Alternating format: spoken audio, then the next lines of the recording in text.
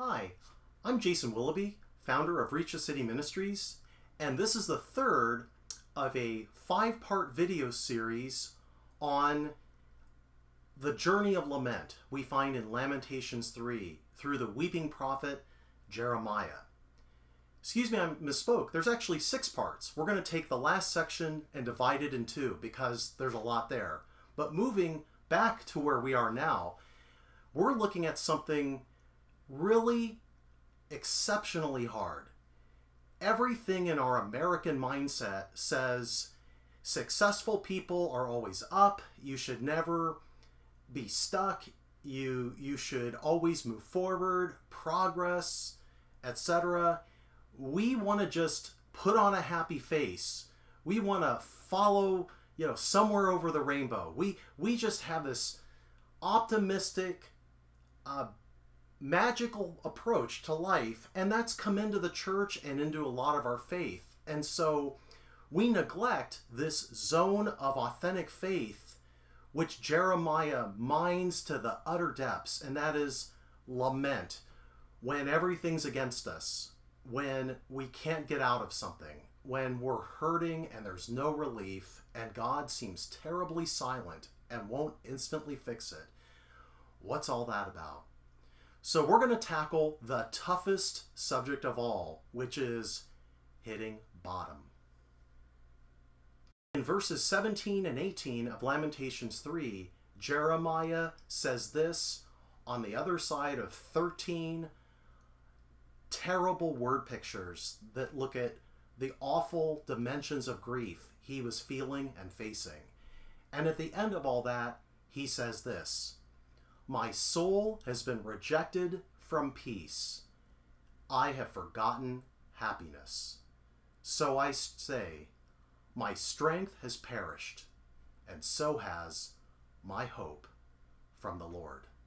We're talking about the lowest of low points, the pit of despair, the place of abject powerlessness and inability, stuckness, and misery. And we're fighting with all we can, and we give up. Hitting bottom. We're going to look at a little more deeply exactly what Jeremiah is talking about. We'd love to bypass this, but my friends, in every part of the redemptive plan of God, you start up, you go down, you hit bottom, and then you come back up better than you were going into it. That's how God works. So we're going to look at that very low point in the V even more closely. For Jeremiah, hitting bottom involved 2 things. The first was a state of thinking yourself happiness can never happen again, peace and serenity, it's not coming back. The hope of recovery is all but gone. And that's that state of bottomness. And then he makes 2 conclusions in the next verse, verse 18. "So I say, based on this horrible place I am, my strength has perished. I give up. There's no fight left. I don't even have the energy to fight this anymore. I'm throwing in the towel. And not only has my strength perished, but so has my hope in the Lord. I'm not sure even God can or wants to help me. I'm at the bottom." We can't sugarcoat it. We can't whitewash it. We can't make this anything different than it is. This is the worst spiritual, emotional place a human being could ever end up. And Jeremiah was there. Hitting bottom in the book of Lamentations. I want to discuss a little bit more closely exactly what that is. There are some things in Lamentations 17 and 18 that are important to really pause and not hurry through. We want to run away from this place instead of parking here, but park here we need to if we're really going to follow that pattern all the way through to the other side where God can lift us up out of the impossible place. I think of Parker J. Palmer and what he said: "Depression is the friend that pushes us down until we live life close to the ground." Or author Larry Crabb talked about being in the place of perpetual death, in need of a resurrection, and it's impossible. No soul can be there for very long. Here's Jeremiah saying, I have no strength. My hope is gone. But what's interesting is Jeremiah's hope was based on kind of a magical fix.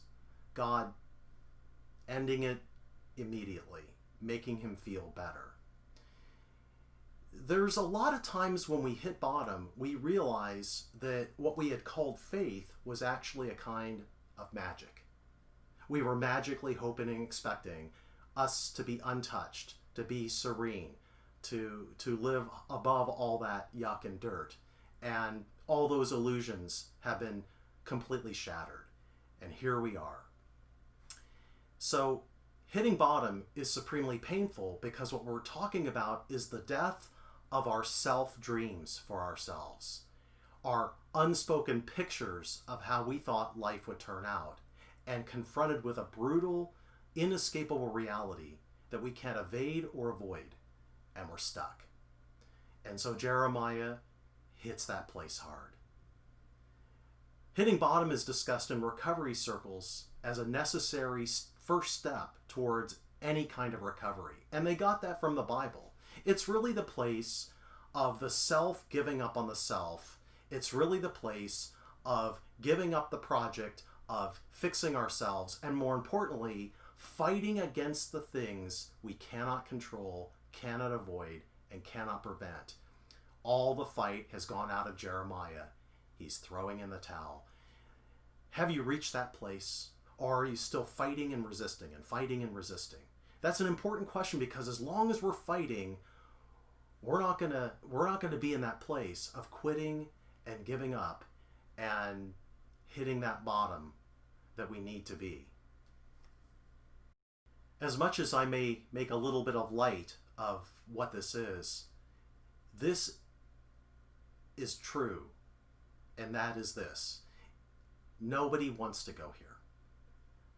It's the last place we ever want to end up. It's the place we most want to avoid. It is the place that touches those worst places in our life that we swore, I'll never go there again. I'll never do that again. I won't let anyone treat me that way ever again. And the events we're going through that cast us down touch all that, and here we are again. We have failed our self-mission to never go to those death places in our life. And we've said to God, not even God's going to bring me there. And here we are, God has brought us here. So hitting bottom, mysterious concept. You know you've hit it when you've hit it. It's easy to conclude a false bottom, or that we're high and we have further descent to go to reach that end of ourselves. So beware of your desire to hurry and your desire to prematurely conclude you're there before you're there. Be aware of that slippery fish inside of you that wants to slip and evade and avoid. The hardest thing we can ever do is simply bleed quietly in the presence of God and just stay there. Well, we're at the low point, and now, starting in the next clip and building momentum in the following two, we're going to look at the redemptive side of the down-up redemptive pattern we see in Lamentations 3.